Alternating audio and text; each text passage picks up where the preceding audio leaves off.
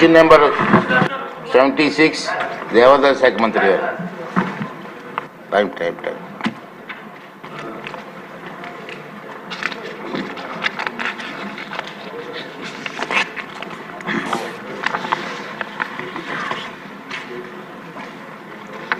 అధ్యక్ష,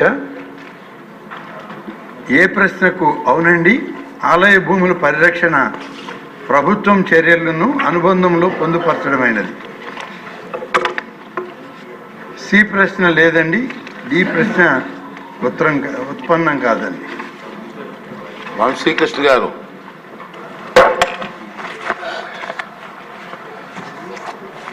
ధన్యవాదాలు అధ్యక్ష. ఈరోజు విశాఖపట్నంలో ఒక ప్రధానమైన సమస్య ఉందంటే అది ఎండోమెంట్ సమస్య అధ్యక్ష. విశాఖపట్నం గారు అధ్యక్ష, రాష్ట్రం మొత్తం కూడా ఉంది.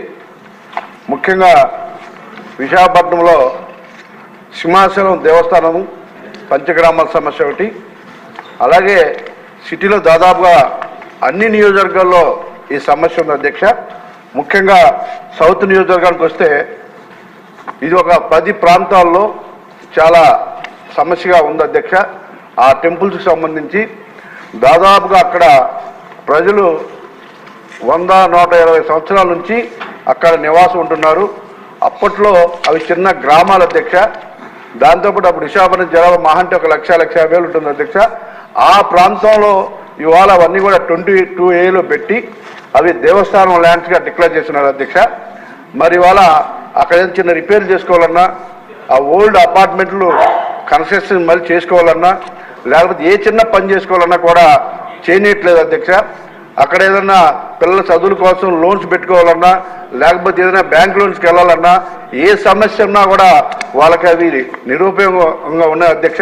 దయచేసి మీరు ఈ సమస్య మీద మీకు కూడా ఒక అవగాహన ఉంది కాబట్టి ఈ సమస్య మీద ప్రధానంగా ఇది మేజర్ సమస్య అధ్యక్ష. ముఖ్యంగా ఇది వెంకటేశ్వర మెట్ట, అల్లిపురం, పూతివారి మాన్యం, ఎల్లమ్మ తోట, జగదాంబ, మహారాణిపేట, దేవపాలెం, జెండా చెట్టు, చెంగళరావుపేట, ఇంకా వక్స్ బోర్డుకు సంబంధించి అంగడిదిబ్బ, పితాన్ దిబ్బలో కూడా ఈ ల్యాండ్ సమస్యలు ఉన్నాయి అధ్యక్ష. ఇవన్నీ కూడా మీరు దయచేసి మంచి మనసుతో ఆలోచించి దీని మీద ఒక మంచి నిర్ణయం తీసుకోవాలని మంత్రి గారికి, అలాగే మా ఉప ముఖ్యమంత్రి గారికి, సీఎం గారికి కూడా రిక్వెస్ట్ చేస్తున్నాను అధ్యక్ష. ఇకపోతే అక్కడ ఈ సమస్యను గతంలో కూడా అధికారులుగా తీసుకెళ్ళారు అధ్యక్ష.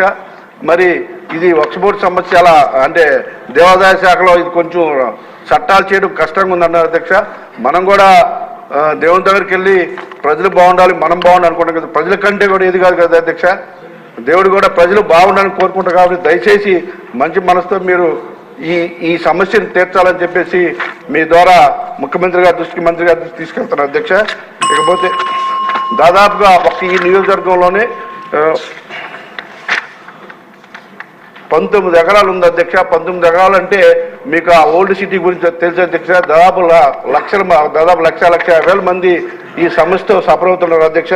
దయచేసి మీరు ఈ సమస్యని ముఖ్యమంత్రి గారి దృష్టి తీసుకెళ్ళి కొంచెం సీరియస్గా తీసుకొని మంత్రి గారు దీని మీద ఒక కమిటీలాగా వేసి ఇమ్మీడియట్గా విశాఖపట్నం ప్రజలకి విముక్తి కలిగించాలని చెప్పేసి ఈ సమస్య నుంచి మీ ద్వారా మంత్రి గారిని కోరుకున్న అధ్యక్ష. ఈ సమస్య మేజర్ సమస్య అధ్యక్ష. మా నియోజకవర్గంలో అయితే ఈ సమస్య తీరితే ప్రజలు పండుగ చేసుకుంటారు అధ్యక్ష. దయచేసి మీరు ఈ సమస్యను తీర్చ మీ ద్వారా మంత్రి గారు, సీఎం గారికి, ఉప ముఖ్యమంత్రి గారికి కూడా తెలియజేసుకుంటున్నారు అధ్యక్ష. Thank you.